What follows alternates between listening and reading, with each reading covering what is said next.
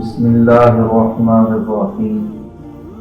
حدثنا أبو النعمان عالم بن الفضل قال حدثنا أبو عوانة عن أبي بشر عن يوسف بن ماهر عن عبد الله بن عمرو قال تخلف عن النبي صلى الله عليه وسلم في سفرة سافرناها وأدركنا وقد أرهقتنا الصلاة ونحن نتوضأ وجعلنا نمسح على أرجلنا فنادى بأعلى صوته ويل للأعقاب من النار مرتين أو ثلاثا.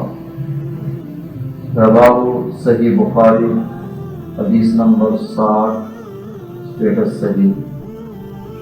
ترجمہ: ہم سے ابو النعمان نے بیان کیا، کہا ہم سے ابو عوانہ نے ابو بشر سے بیان کیا، انہوں نے یوسف بن مہک سے، انہوں نے عبداللہ بن عمر سے، انہوں نے کہا ایک سفر میں جو ہم نے کیا تھا حضرت صلی اللہ علیہ وآلہ وسلم ہم سے پیچھے رہ گئے اور آپ صلی اللہ علیہ وسلم ہم سے اس وقت ملے جب عصر کی نماز کا وقت آن پہنچا تھا.